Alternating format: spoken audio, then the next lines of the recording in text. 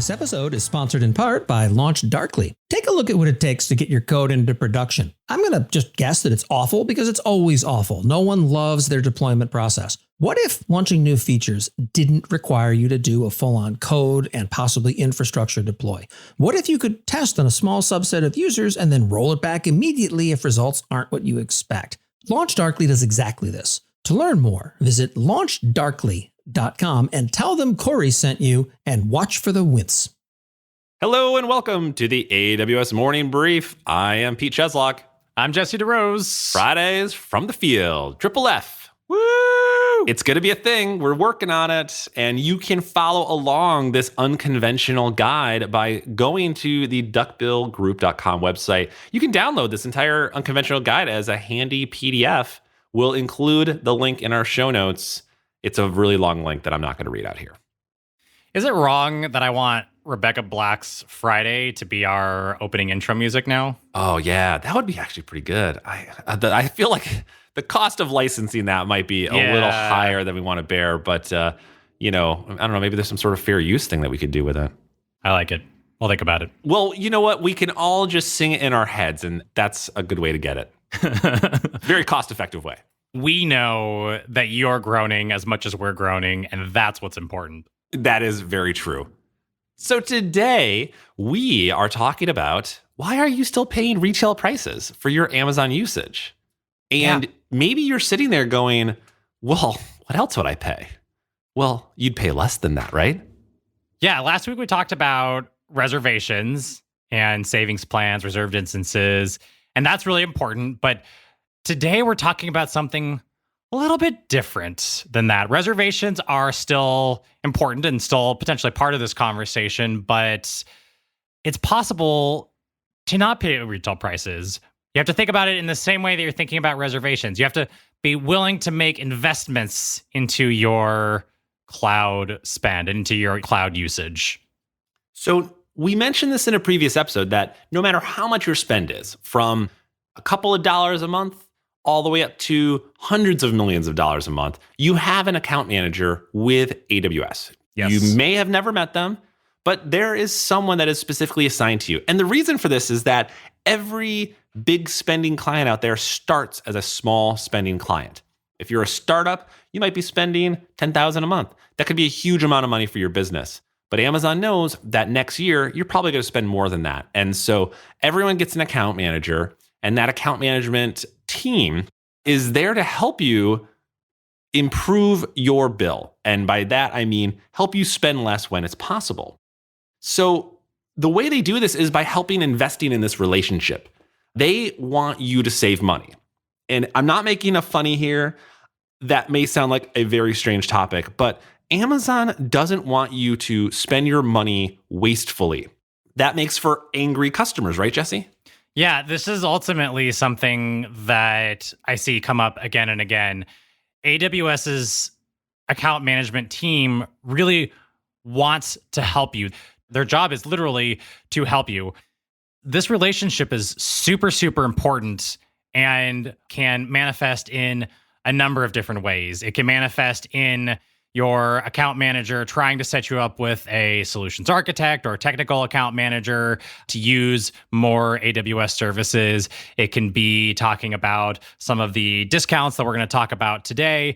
It could be a whole slew of things, maybe credits to move or migrate from your data center into AWS. That's one we've seen a couple times with a couple different clients of ours. Yeah, specifically, we're talking about one of the most well-known, I guess, of all of the discount programs inside of Amazon called the Enterprise Discount Program. This is often referred to as an EDP. And you might have an Enterprise Discount Program. This is actually separate from something called an Enterprise Agreement, which is just, I believe, some shared legal, agreements of how you will operate on the platform. This is actually broader than that. This is both Amazon and your business committing to certain terms. So there's legal's going to get involved. It's going to be some legal requirements that are needed.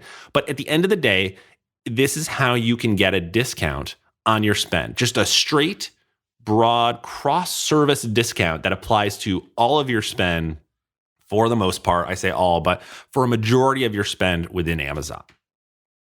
So now you're thinking to yourself, fantastic. How do I sign up? Shut up and take my money. So there's levels to this. We've usually seen clients or AWS customers whose spend exceeds $1 million per year. That's usually the sweet spot where your account manager will step in and say, hey, hello, hi, how are you? Yeah, that's where you get the introduction, because at that spend, yeah, okay, you're at what? 100,000 a month at least, 6 figures a month. That's real spend. That's real spend that's probably not going to go away anytime soon. And it's spend that probably is going to increase in the coming years. And even if you're not at 1 million per year, you can still start that conversation with your account manager today. They can still tell you what are the levers that you have in order to become part of this EDP program. What are the levers that you have to start getting discounts on your usage today? So something we see a lot of, we actually help a lot of our clients hold their hand through this negotiation process and help our clients kind of negotiate on their behalf to improve their discounts. And a good number of our clients actually will preemptively negotiate these contracts in advance of their spend growing on Amazon, basically making these multi-year commitments because maybe they've just closed a deal with a large customer or they're expecting some future growth.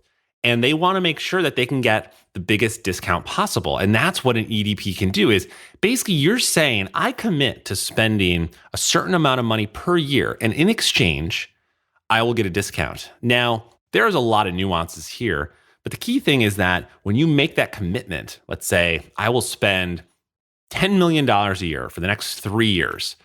If I spend less than that, I am going to be on the hook for the difference, for the shortfall.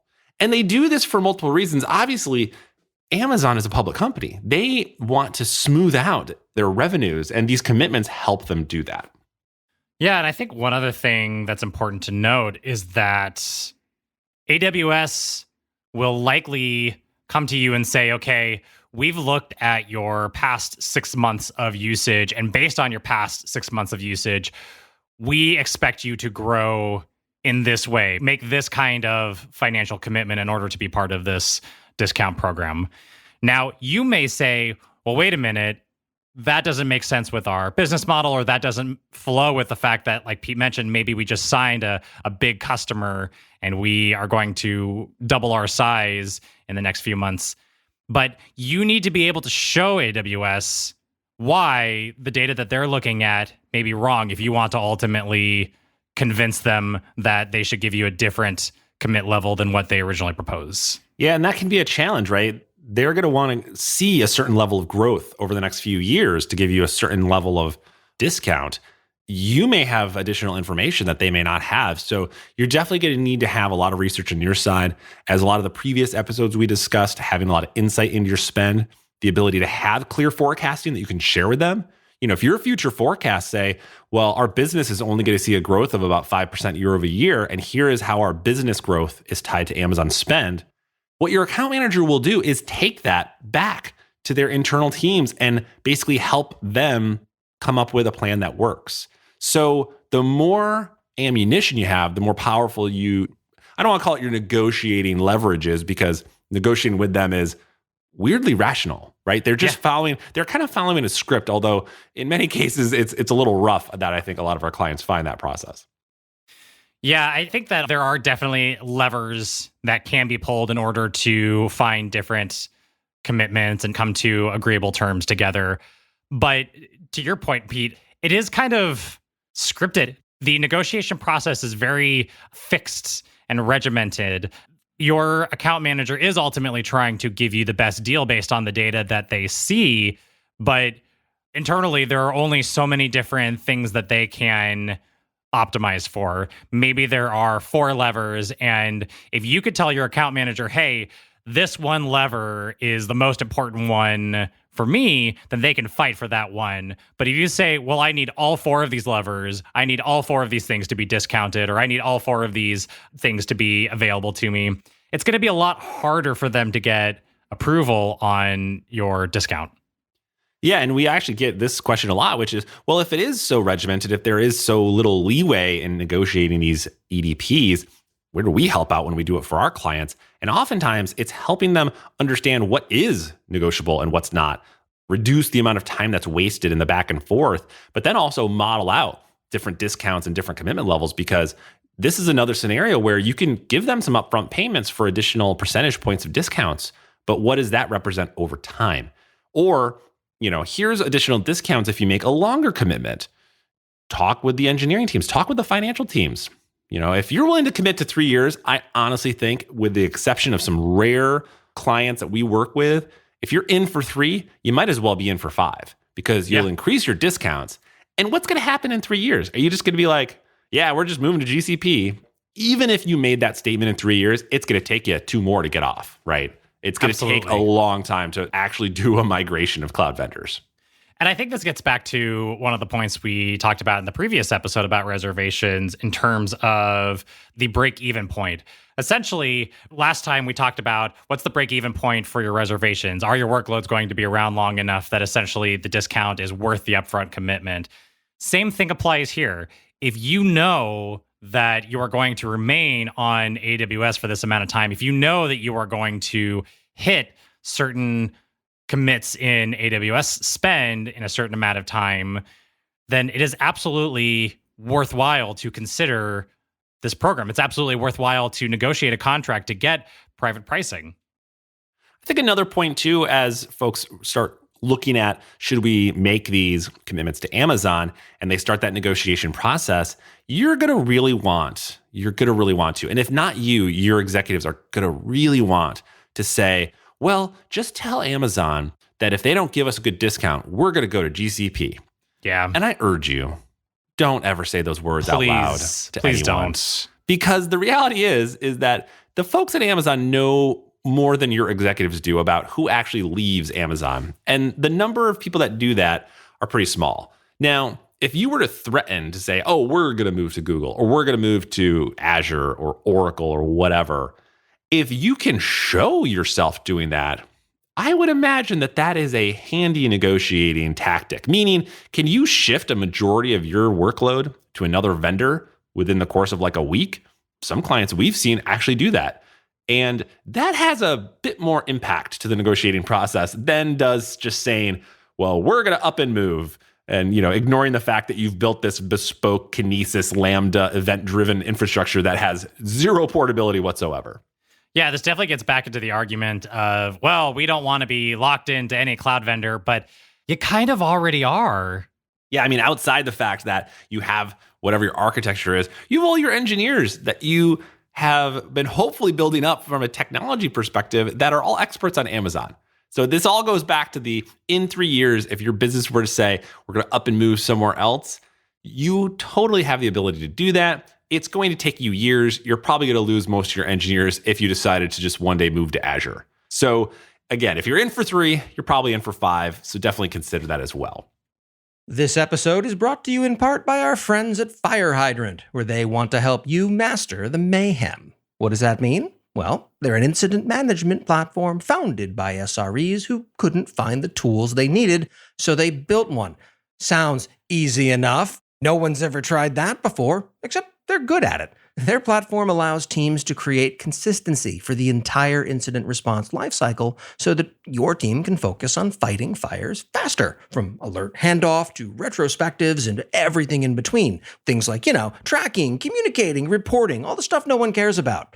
Fire Hydrant will automate processes for you so you can focus on resolution. Visit firehydrant.io to get your team started today and tell them I sent you, because I love watching people wince in pain. Now, with all of this said, there are definitely lots of different opportunities for private pricing within this space. And we've talked a little bit about, there's different levers that can be pulled. Some of that is private pricing for specific services. So for example, if you know that you are very storage heavy, you use a lot of S3, maybe you want to focus on private pricing for S3. You want to focus on some deep discounts for your S3 storage. Or maybe if you are very compute focused, you want to focus on discounts for EC2. Or maybe if you are very focused in other areas, you want to focus on private pricing for those things. But again, this comes back to the conversation of what are the levers that are most important for you? understand that there are definitely a lot of different opportunities to get private pricing with a lot of different services. And unfortunately, AWS doesn't really explain what all of those are up front. This is one of the things that we found kind of frustrating for clients and for ourselves. There's a lot of different things that we've seen in terms of baseline private pricing, but there's definitely more that we haven't seen. And it's not as clearly documented as we would like it to be. And this actually is a great segue into the other type of big discount program, right? So you have the cross-service discount of an EDP. Within that EDP, you might be able to negotiate, like Jesse mentioned, specific per-service discounts. Maybe you're storing 10 petabytes of data on S3, but if you're paying retail price for that, that is quite expensive. And you're using it quite a bit. What you can do is commit to continuing to use, the usage commitment, a certain amount of S3 over a period of time, and they will extend you discounts for that. That's a place where these are often called, private pricing addendum. Sometimes the EDP is called a PPA. There seems to be no solid terminology on what these are. But the most important part is we normally consider an EDP, a multi-year commitment of a certain spend amount. And inside of it might be some per-service discounts, but broadly, there's a cross-service discount on the top. You can, outside of that whole EDP process, even without an enterprise discount program, get a private pricing addendum, a PPA, where if, let's say, you're using quite a lot of data transfer of a certain type or a lot of CloudFront, maybe not a lot of other things, again, you can make those usage commitments and say, I'm going to commit to sending a certain amount of data through this service over the next year. And again, in exchange for that, I'll get a discount. And what's interesting is that the commitments can feel, difficult to get across to financial teams because, you're going to commit to a certain usage, which means you're going to commit to a certain spend. It is a commitment, but it's a discounted commitment. And so when you start figuring this out, let's say if you were able to get like a 50% discount on a certain service that you're going to commit to, your usage would have to drop by half before you were paying on-demand rates again. I've done that in the past where, I've looked at it and be like, well, I might be able to make some optimizations to reduce my network data transfer. Do I really want to make this commitment? But the reality is that I would have to reduce it by the discount amount in order to be back to just paying retail prices again. So you got to think of those as those break-even points, essentially, just like you would think about those as we talked about in the previous episode of your reservations. Where are the break-evens at? Yeah, so there's definitely work to do here. Unfortunately, we are sending you home with homework. I'm so sorry, but it's homework that is worth doing because, again, the more data that you can show to finance, to leadership, to sign off on making these kinds of investments, and the more data you can bring to AWS to show why you should be getting the kinds of discounts that you want, the better discounts you're going to get, the less you'll end up spending on your AWS bill. Yeah, that's important too. You're not going to, again, negotiate for a certain price. Like, maybe a little bit. It might swing here and there. For some services, might be different than other services. Largely, there's tiers. There's usage tiers. You're going to fall within some of those tiers. But oftentimes, too, I find that I might see a client with a large amount of spend in a service, still, again, paying retail prices. And if your account manager is worth their salt and you go to them and say, hey, is there private pricing for AWS Systems Manager, Login Manager, whatever random service is out there, their response should hopefully be, I don't know, but let me go find out. Because if, again, your usage is at a substantial amount and you're willing to commit to that usage, service teams like those commitments. It's obviously good for so many different reasons. And if you can make those commitments, just like you would make a reservation commitment or a multi-year EDP commitment, there are discounts that can come along with that. Yeah, so start that conversation with your engineering teams internally to look at these usage numbers, and start that conversation with your account manager today. Start reaching out to ask them, hey, we're seeing a lot of spend here. Is there opportunities for discounts? Now, also keep in mind that if you haven't already purchased savings plans and reserved instances, that might be the first place that your account manager suggests investing some money and some time. But past that, there are absolutely opportunities for other discounts. Yeah, and again, your account management team isn't out to get you throughout any part of this process. They're oftentimes just looking out for your best interest. And the key thing is that When the EDP is signed and over with, then you're still having that relationship with them, that professional relationship over many months or years that they may be assigned to your team. So they're not trying to make this a difficult thing. They're hopefully trying to let you know what is reasonable and what's not. But even inside of Amazon, there are just too many places to know where to go, what discounts exist. They don't really have a good process around this. And so, that's where asking these questions, having them chase this stuff down is the biggest thing that you can do internally. And I wonder if Amazon account managers are like, oh God, Pete and Jesse, you're just giving me all this additional work. You're welcome. Well, it is Amazon review period right now. So if I did have the ability to give some account managers a positive review, I absolutely would.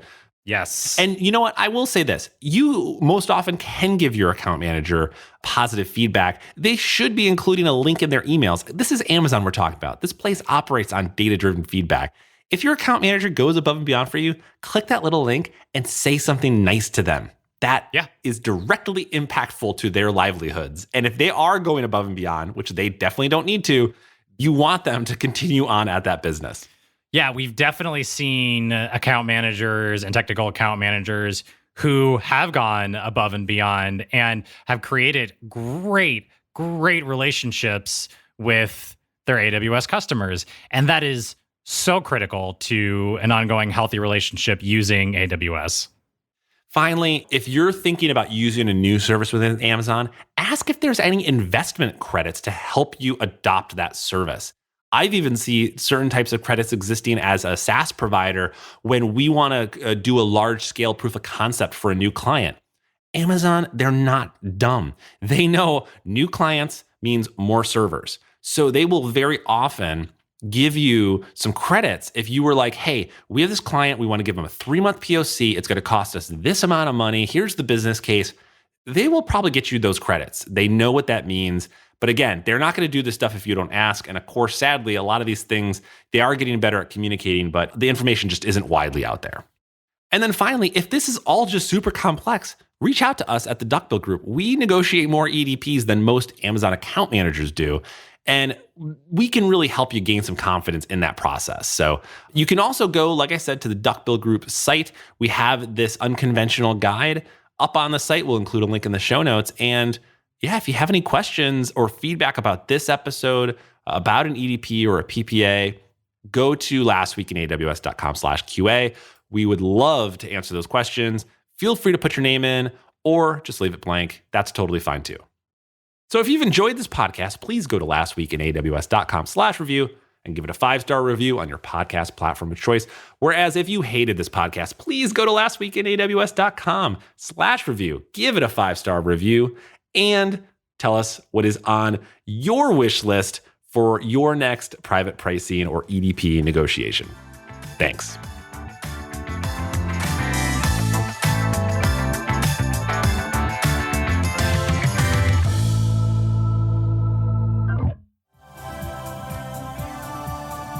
This has been a Humble Pod production. Stay humble.